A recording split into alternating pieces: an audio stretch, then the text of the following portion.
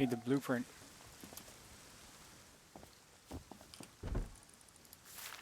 This is why I wanted to get down here earlier to do this, but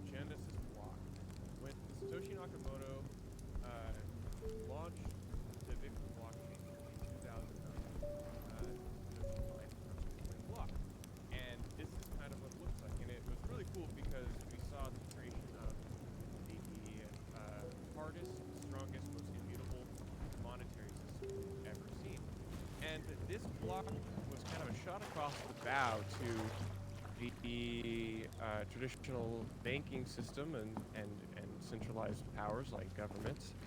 And it contains a lot in it. So it looks like a lot of code, but if you see over here on the right side, you see Satoshi actually embedded a message in this block. And it's a clip from the headline of a newspaper at the time, which really describes like what the whole purpose of Bitcoin is. And the headline says Chancellor on brink of second bailout for banks. And it's basically Satoshi with that message and the launch of Bitcoin described why Bitcoin exists and also demonstrated that you can use Bitcoin to broadcast the things you want to communicate to the world, and nobody can stop it. That message there is in the Bitcoin blockchain, and if you run a Bitcoin full node, you have this message. And so that kind of is the lens through which we view what happens next. So, next slide, please. We know that Bitcoin is the best clock. So what a blockchain is really is just, it's a timekeeping mechanism. It orders events. It said this happened before this happened before this. And through that clock timekeeping mechanism, we find that Bitcoin becomes the best money. So those are two of the core purposes and things that Bitcoin is. But are there other things that Bitcoin is the best at? And it seems like, oh, Bitcoin's, it's like $30,000. A lot of people will never be able to afford a whole Bitcoin. But we don't look at the price. We only look at the fundamentals. Bitcoin's only been around for 13, 14 years. This is still very early in the story. There's a lot to be discovered about how Bitcoin can be used and what's going to be built on it. So go to the next slide, please.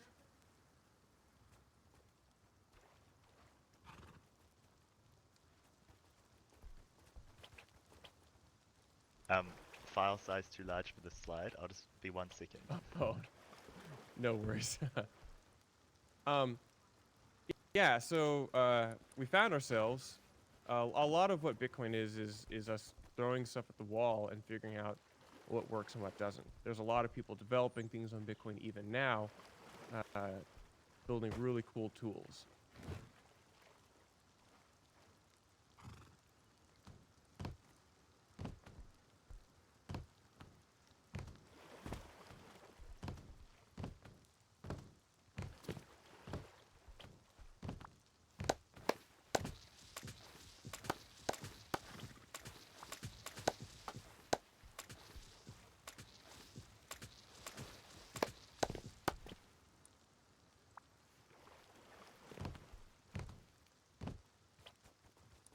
I like that the file size is too big because it actually kind of helps capture the spirit of the next slide. Here we go. This is a famous photo from a famous video of an event that took place in the 80s in China, in Tiananmen Square, where the Chinese government, one of the most powerful governments in the world, massacred many of their own civilians. And the Chinese government wishes to censor and prevent this photo and the knowledge of this event from being distributed across their citizens. This photo, 2 months ago, was put onto the Bitcoin blockchain and distributed across thousands of nodes across the world, a ton of which exist inside the Chinese state. I'll go back once. Actually, this is good. So we can stay here.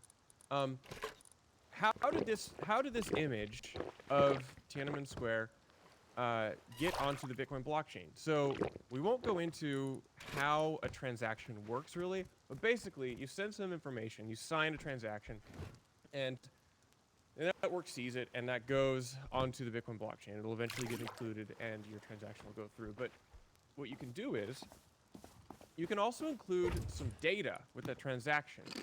And recently, so people have been doing this kind of data for a long time, but recently we've seen a lot of people put actual like images and different types of data, like this picture of Tiananmen Square, in their transactions. So when that transaction gets included onto the Bitcoin blockchain, however many sats, maybe it's 1 sat, maybe it's one whole Bitcoin that gets added to the blockchain, this data does too. And so that's how that image gets appended to the Bitcoin blockchain. So next slide. So we can see this kind of line of blocks, pretty cool, and we see this picture of Tiananmen Square. It's added to this block, and then that is immortalized and copied onto everyone's node who runs a node and validates the Bitcoin. Yep. So what the fuck are ordinals? I haven't even talked about that yet. Or what is ordinal theory? Gonna use the analogy of chairs. Next slide. Okay, so let's say we're all in this room, right? This is great. You're all sitting on chairs. And all these chairs, let's just pretend they don't have skins on them. They all look alike. They all work the same. Yeah, we're all sitting. Go back, don't put numbers on them yet. Go back one slide. Let's say we've all got these chairs, and they're all identical. They all function the same. We don't really differentiate between them. I don't care if I'm sitting in Deviate Potato's chair or Desktop Commando's chair. They're a chair just the same. But let's imagine that we just put numbers on them. Number slide.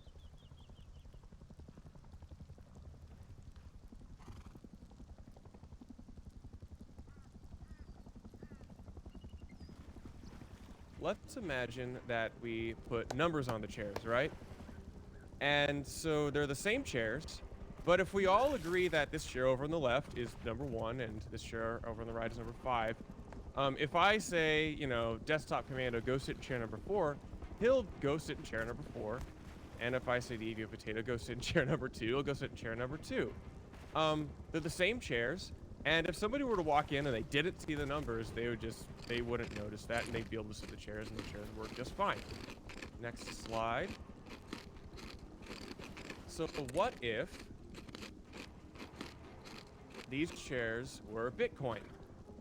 This is how ordinal theory works. All the Bitcoin's the same. We don't care who owns which Bitcoin.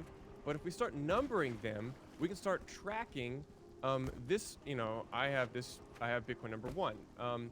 You could have never heard or known that other people are numbering these Bitcoin. But if you and I communicate a numbering system, then we can start differentiating between them. It doesn't affect how Bitcoin works, but it's kind of our own consensus layer on top of it. So, next slide. So what we actually do is, instead of the whole Bitcoins, we actually take the smallest unit of a Bitcoin currently, the sats, the Satoshi, that's the symbol for Satoshi, and each one of those is numbered. An ordinal theory is a way of numbering Satoshis, like this, where the individual Satoshi we're calling an ordinal. And because there's only 21 million Bitcoin, that means there will only be 21 million times 100 million Satoshis per Bitcoin. That is 2.1 quadrillion ordinals.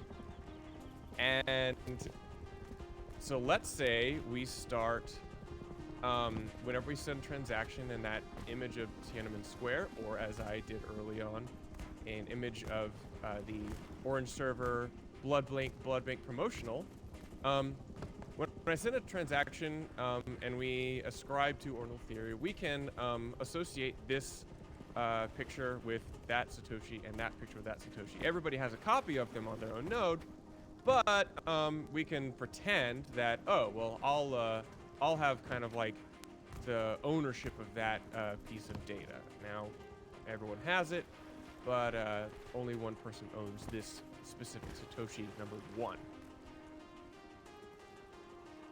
Next slide. It's important to emphasize that this is something that goes on top of Bitcoin. It is opt-in. It's not in the Bitcoin core code. You don't ever have to even know it exists. But if some people in their own little weird corner of Discord are using it, they can start doing fun things, or like, say, tracking the data that they put onto Bitcoin. This gets into one of the core ideas of what Bitcoin, how it works, and that's called voluntarism down here. that we don't ever force anybody to do anything. Everyone voluntarily opts into this network. That's why Bitcoin's so popular, because even though it's voluntary, people still view it as very compelling to use because it helps them do things they can't do otherwise. Ordinal theory is also opt-in. So you can use Bitcoin and you can not opt into ordinal theory, or if you think it's cool and fun or very powerful, you can opt into it. Next slide. So here we have all the Bitcoin nodes running on computers around the world. Everybody's using Bitcoin. It works as normal. And then we go to the next slide. Let's say some of the people start running ordinal theory, that O, and then some of the people just either don't know about it, or they don't like it, or they don't want to do it. Bitcoin still works as intended. It still works. You can do all the normal Bitcoin things with it. But some people will choose to start numbering the Satoshis according to ordinal theory. Next slide. And what we've seen is the past 3 months is because it's so fun or so interesting or so compelling to start doing this, we've seen the number of people who are running the Bitcoin nodes increase by a significant amount, the most I've ever seen it in a 2-month period. And one thing that we know is we don't care about the price of Bitcoin in dollars. The most important thing we care about are number go up of nodes, of mining, of hash rate, of people using Bitcoin. This is what strengthens the Bitcoin network, and this is what makes it super powerful. You may have heard that this is like this enables NFTs on Bitcoin, or people saying like, oh, this is like graffiti on Bitcoin, and there are some good criticisms of this. We've seen people put like bad things on Bitcoin, and it can kind of bring some bad branding to it. But some people get interested in some of these, in buying and trading and collecting these images. We certainly saw it be really popular the past couple years. I've never been super into it, but if it brings more people to Bitcoin, then I think that's generally a good thing.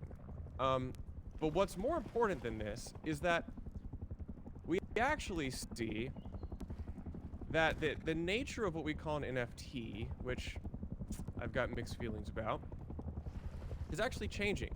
Because with an NFT on other blockchains, you don't actually own your data. That data exists on some third-party server somewhere. That data can be changed by whoever wrote the contract. But if you do this on Bitcoin, if you put your image of something on Bitcoin, like, say, Tiananmen Square or the Orange Blood Bank server promotional picture, you actually have put the actual data on Bitcoin. Nobody can change that. Nobody can rug you by changing the licensing of your Bored Ape. Nobody can actually upgrade the contract of your CryptoPunk. Nobody can make you erase that man standing in front of the tank in front at Tiananmen Square. Next slide. The most important thing about this is that nobody can tell you what you can and can't do with Bitcoin. You can own it, you can trade it with whoever wants to. No government can censor it. They can try, they can make it hard to use, but they can't stop it. That's why this is one of the coolest things about Bitcoin, is that it's so early, and we thought, a lot of people said, oh, you can't put this stuff on Bitcoin a couple years ago, but now you can. And this makes me kind of ask generally, what else can Bitcoin do that people say it can't? People say you can stop Bitcoin. I don't think you can. People have tried for the past decade and they haven't been able to. Next slide. Bitcoin is the best clock. It's the best money. Could it also be the best uncensorable information? I think this is really cool because it unlocks new use cases for Bitcoin that even a lot of longtime Bitcoiners hadn't thought of. If you want to announce something to the world, you can put it on Bitcoin. If you want to preserve information objectively, whether the media or media platforms or a government wants to censor it, you can put it on Bitcoin and they can't stop you. Last slide. Bitcoin is fuck you money. it's fuck you to the banks. That's what Satoshi said at the beginning in the Genesis block. It can also be fuck you art. And it can be a lot more than that too. I think this idea of images and JPEGs on Bitcoin is just the beginning. There's a lot more going on here, and I actually don't think we'll be talking about images and JPEGs on Bitcoin in the future. I think we'll be talking about preserving information for humanity. So I think this is one of the coolest things. Bitcoin is it's for the hardcore anarcho-capitalists, it's for the artists, it's for the creative, it's for the gamer. So this is the whole point of Bitcoin. It's for everybody, and nobody can stop each other from using it. So last slide. If you want to know more, come hang out in the Ordinals Discord. Go to ordinals.com. I strongly recommend reading anything that the inventor of this idea, Casey Rodarmore, has written. Rodarmore.com is his blog, and then he's got a podcast called the Hell Money Podcast. It's really good. Yeah, so thank you all for listening. I would love to take questions, but I know that it can be hard to ask questions about this topic. So yeah, thank you all. Yeah, go ahead. Go ahead, Boo Boo, ask a question. Any question.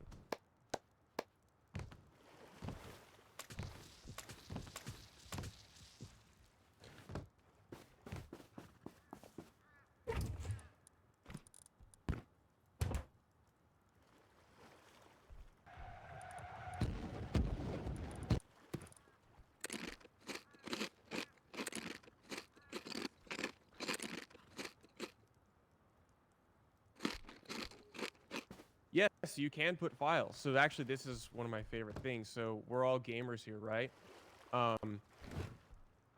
Yeah, you can put images on into Bitcoin, but you can actually put whole games. And what we call doing this, we call putting these files on. We call them inscriptions. We don't call them. We don't call them NFTs. So what we've seen is people actually have put. You remember the old school game Doom? Like that shooter game, somebody's put that whole thing on Bitcoin. People put the game Snake on Bitcoin. There's an interesting thing like those text adventures. People have put them on Bitcoin, and so those might seem really fun. But I mean, imagine like what this looks like over the next couple of years as people put more complex, cool things on Bitcoin. What's up, Fodal? Question. First of all, are there any downsides to ordinals? Depends on who you ask. So, yeah, I'll give a good devil's advocate. So, the ordinal, this is data that goes on chain, and one of the arguments is that running a Bitcoin node should be really easy and accessible to everyone, and adding more data means it can be a little bit heavier and harder to run that node. Additionally, certain transactions, which are financial transactions, like me sending you, say, 100 Bitcoin, that's a pretty important transaction. But sometimes, if somebody's trying to send, say, their JPEG, and that gets processed before our important financial transaction, that could be a bad thing. I think long term that the pricing of how transactions are priced on Bitcoin will ultimately find a happy medium for this. I think it's going to be very hard to do dumb things on Bitcoin in 10 years. But right now it's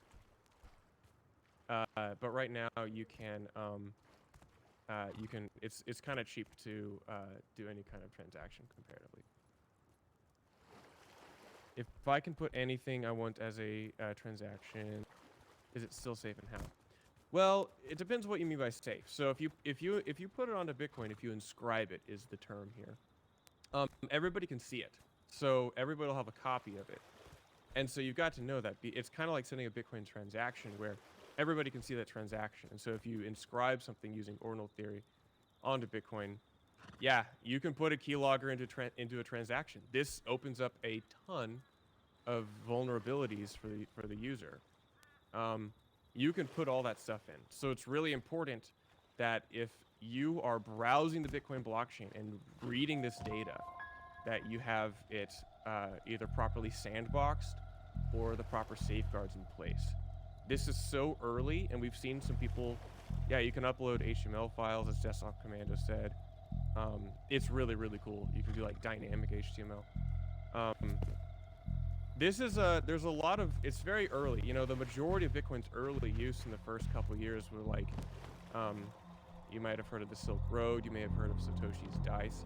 And those are, you know, sometimes negatively viewed, but I view those as very early use cases of a new technology which has to figure out how it's going to be applied in a very serious manner. So I think in 5 years, we'll be looking at this as a, wow, this is the early days of people doing small little fun things on Bitcoin and the early genesis of new cool stuff on Bitcoin. Again, this doesn't affect the base layer of how Bitcoin's used. It is entirely opt-in and voluntary. A year from now, maybe nobody will be doing this. Maybe, as I said, we've numbered the chairs and numbered the Bitcoin. Maybe no one else will care to keep track of those, and that's totally fine. But this is why Bitcoin's so cool, is that this idea was come up by one person, and they wrote some code and they implemented it. And that's how one person can change how a lot of people who use their money and change a multi-billion dollar, $500 billion monetary network. And if we have more people coming up with cool ideas in their bedrooms, the better.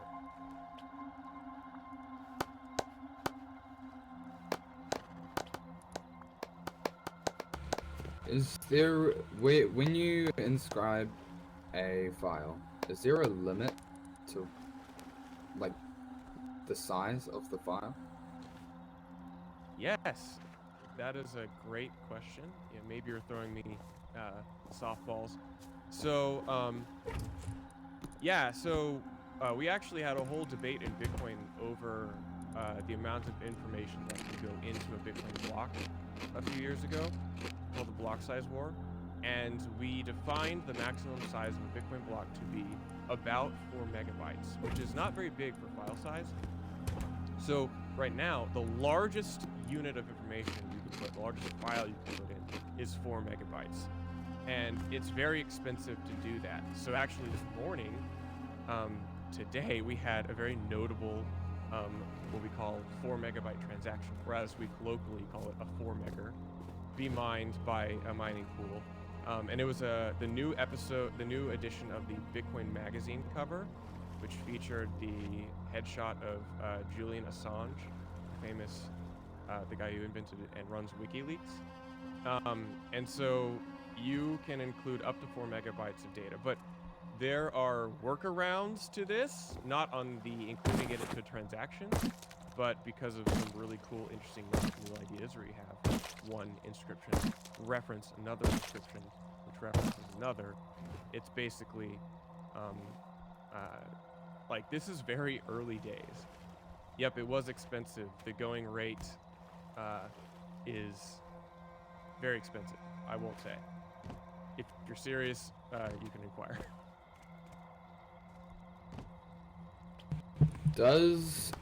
Sorry for all the questions, but does ordinals, do they have a way of tracking sats?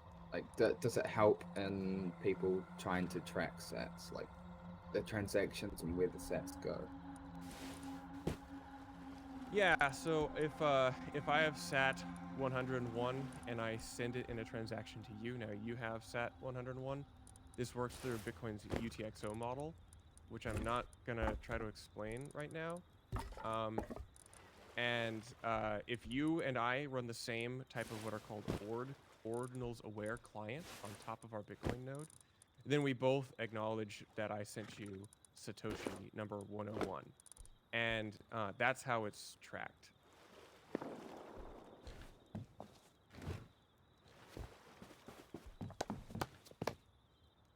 Oh, thanks, Stubbs. Good presentation. Yeah, thanks everybody. I love talking about this. I'm here to talk about Bitcoin. Oh, miner incentives. Yeah, GM, that's a really good question. To answer that, I'll probably have to get a little technical. So, does it affect miner incentives? Well, we've definitely seen the amount of money that miners make go up, and it's a bear market, so miners are desperate and hungry. So miners are very welcoming of new what are called Bitcoin transaction fees, which increase and more people are trying to inscribe and stuff. But what you're talking about is what's called an out-of-band payment, where if you want to, it's hard to like inscribe a whole 4 megabyte transaction. Like it's just technically not likely and expensive for a Bitcoin mining pool to include it into a block. So basically what we've seen is historically for some of these like 4 megabyte transactions, or these large, uncommonly large ones, someone will actually pay a Bitcoin mining pool either like they'll hand them a Bitcoin off chain, or they'll like write them a check for dollars off chain. And people are rightfully concerned that this might change the incentive model. But the short response is that um, Bitcoin mining pool operation is race to zero. And so if you are able to, Bitcoin mining pools are always incentivized to pay their users more than anybody else. So if you have what I would consider like a deal flow component to pool, to like including stuff in blocks, you're going to be incentivized to pay those or pass on that revenue to miners in some way. So on the long timeline, if one pool does it, then all pools have to do it because that one pool is out competing the others. It's kind of the same like game theory as nation state Bitcoin mining, where eventually pools will have to settle on an appropriate amount of what are called out-of-band payments to pay to miners. This is very early, and this is like kind of still very theoretical in how this might play out, but I think it's very exciting. I get personally very excited on new ideas that might change how Bitcoin works, and I like to try to see how they'll play out, and I like to be a part of solving them. Quick question. Yeah. How to think about this and rephrase it? Initially, I don't know much. So, one of the things, like with yeah, if you can put up like good stuff, you can also put up bad stuff, which even though you can't take down Bitcoin, you can get a lot of like negative people that just Yeah. Yeah, and this is the unfortunate thing. yeah, and So, I think that that was the question until which was called off who raised if you can identify parties, because Noster solves this by you don't need to like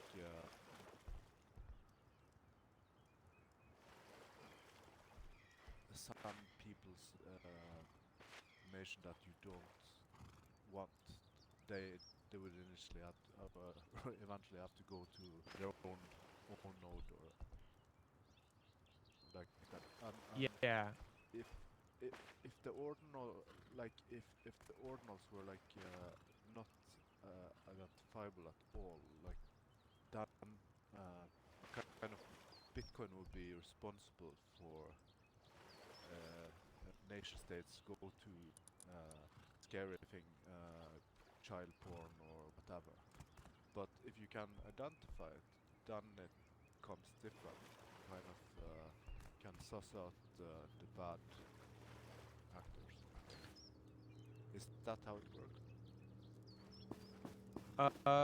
I'm not 100% sure that I understood exactly what you're asking, but I think we'll find that not everything needs to go on Bitcoin. We'll find it's probably only the most important stuff that needs to be there forever. And Okay, because anybody can I put can it... specify the question. Yeah, Sure. let's say that you have a Bitcoinator starting putting child porn on ordinals just to destroy the reputation. How can how can you separate so you can like say, okay, it's these wallets or whatever who is doing it. That you Yeah. can like prove that it's not like Bitcoin is not like yeah, everything bad in the world. Yeah, so this is because you yeah, there's a few ways we can respond to this. So the way there you can the way you view these inscriptions is through an explorer or running your own ord server. And it's common practice, and I run a couple of these explorers to censor this information the same way we would censor other bad information. But we can't stop it from getting included to Bitcoin. So then when somebody does put something evil like child porn on Bitcoin, and people have been doing that for years actually before ordinals, or they've putting references to it. We can identify. Yeah, that's true. We can identify their IP. Now, this is an attack vector, the same way it's an attack vector for sending any kind of Bitcoin transaction. Um, so what we find is Bitcoin, you can't stop it. But if you are in the borders of a state that wants to enforce something like that, then they can use you know, both chain analysis and IP tracking to find out who did that. This is the double-edged sword of uncensorability, is that it works for both good and evil people and everything in between. And my view is that it's better that it be uncensorable for everyone, and the benefits of something being free and open far outweigh the evil things.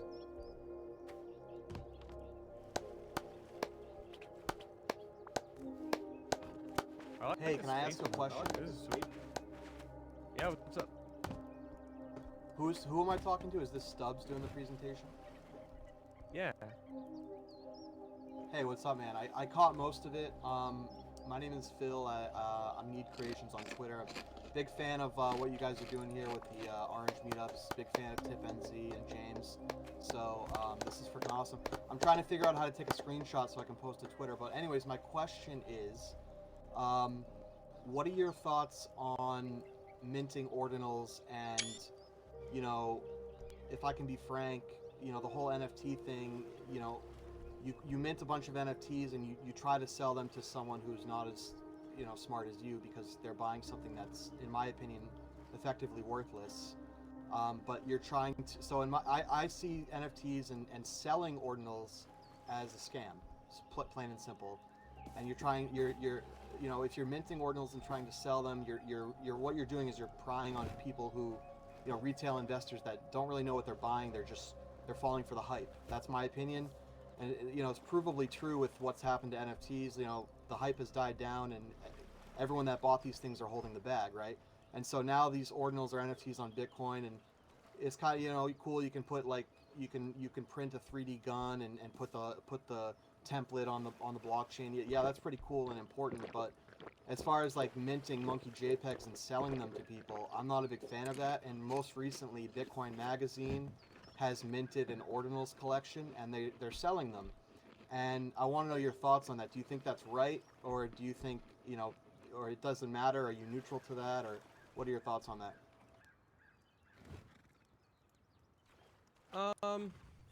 So I think long term, uh, things that are frivolous will be priced out of Bitcoin on the long run.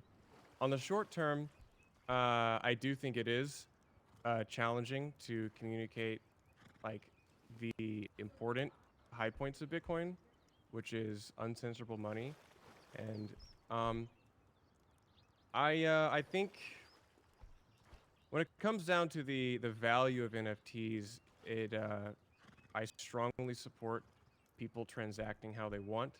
I really want user education. So if somebody's buying what they would consider to be digital art, I want them to know um, that on other blockchains, they might not actually own that art. On Bitcoin, they own it insofar as the counterparty agrees that ordinal theory exists. And then I also want to emphasize that I think the way a lot of the really cool stuff that Bitcoin does begins looks pretty trivial and frivolous at the beginning. The majority of Bitcoin's use for like 2010, 2011 was like gambling, and then the majority of Bitcoin after that, the next year or so, was for on darknet markets. And I think one of the this is kind of like, if you're familiar with that, like how does something collectible become a unit of account graph? I think it goes through various evolutions. I think we've seen so many people who come from the NFT world who are disillusioned with that come and see that Bitcoin's virtues, and they'll try to map on a lot of the, I think, like, kind of frivolous, shitty, scammy nature to it. But we're also seeing that they're all downloading full nodes. They are learning how Bitcoin's UTXO model works.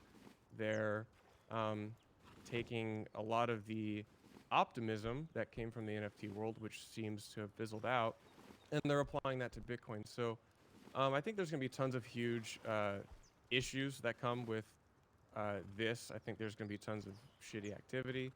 I think long term, it's going to bring a whole new cohort of people using it, and I try to endorse dollar cost averaging, self-custody, and also user education. So I also realize that there's some things that that are just not ever going to be resolved debates. It's can be ideological at times, and I always like to be on the side of bringing more people into Bitcoin, and I'll let other people probably clarify or evolve that conversation beyond just me. Yeah. Cool, man. Thanks for the answer. I really appreciate that. Well said. Does that mean some sets have more value than others?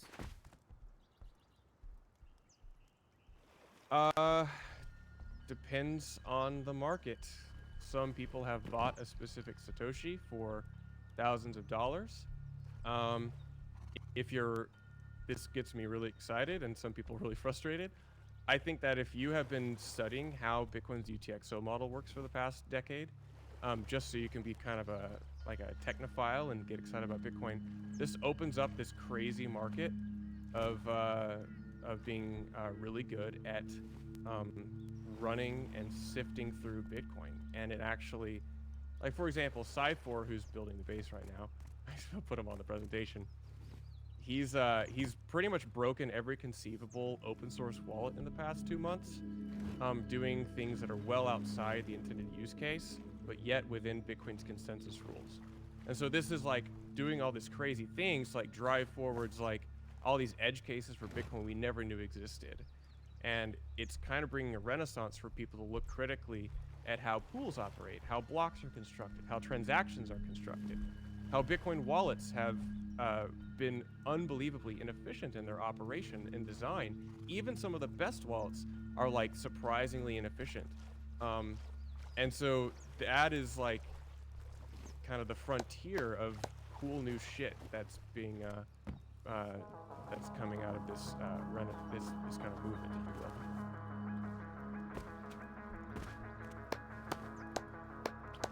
One of my favorite things, this is a bit of an aside, is if you have an NFT on another blockchain, there's a way to burn it, to destroy it on that blockchain and copy it onto Bitcoin and as a bit of like penance. So you can be absolved of your shitcoinery forever. Bring that to Bitcoin and repent and start DCAing.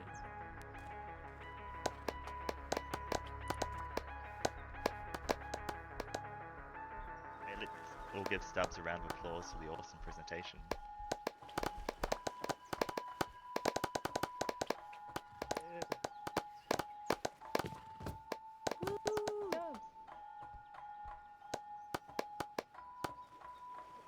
thank you very much for presenting.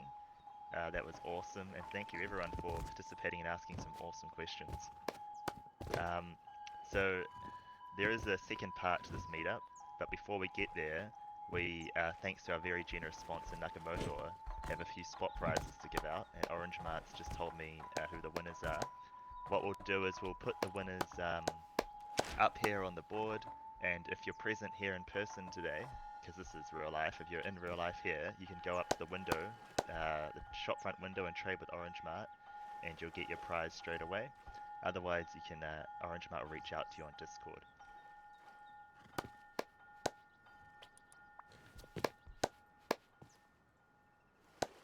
These are the Proof of Work Awards. They are spot prizes.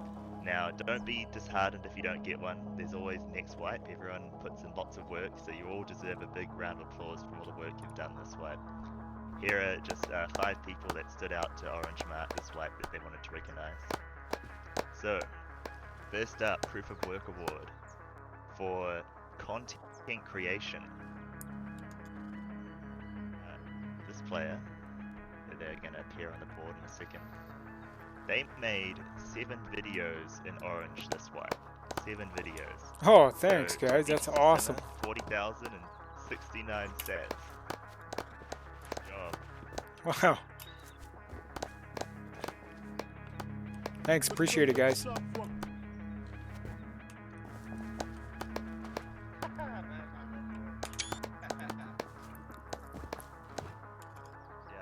If you go and trade with Orange Mart at the shop front, you'll get your prize. And now on to the next award.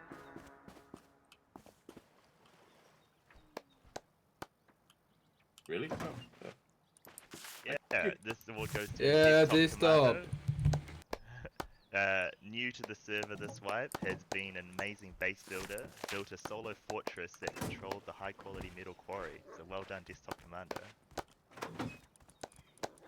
thanks very much, guys.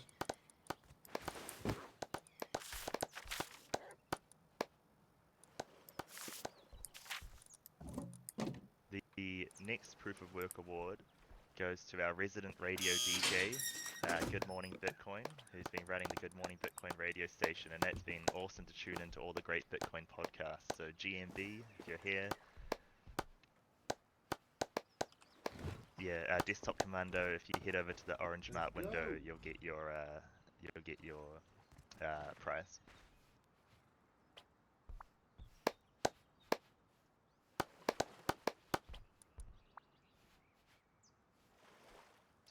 Proof of Work award number 4 goes to our resident skin artist, who's been making lots of skins for the Orange Skin Library. So Fodl, well done.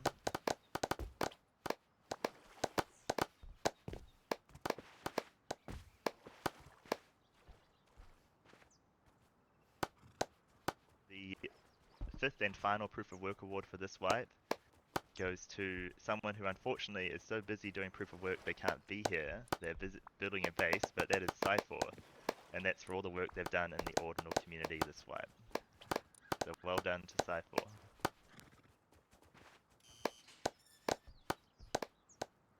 So, the big event, the team PvP. There are 2 teams. One of them is the Ordinals community team, led by Stubbs. The other one is the Fodl Nut, led by Fodl, or Hodl Nut, as some of us like to say. Hold on to those nuts tight. They are having a team battle at the ice lake near here, and they are recruiting people to their teams. Now, something they don't know is that since we have some extra budget this wipe,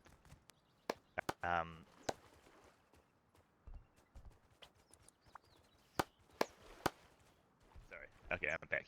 Since we have some extra budget this wipe, there's actually going to be a prize for this event. Now, neither team captain knows the rules yet of this. I'm kind of informing them now. But there are 2 teams. There are 2 tool cupboards. Each tool cupboard is worth 100,000 sats. So, if Team A destroys Team B's tool cupboard, then a full 200,000 sats. Yeah, so you can select your team. You can select your team, just run up to the team. We're at the back here, Photo Nuts at the back. Yes, GMB makes a good point in the global chat. There is lots of stuff around the Orange Village here to explore as well before we get into the shooting.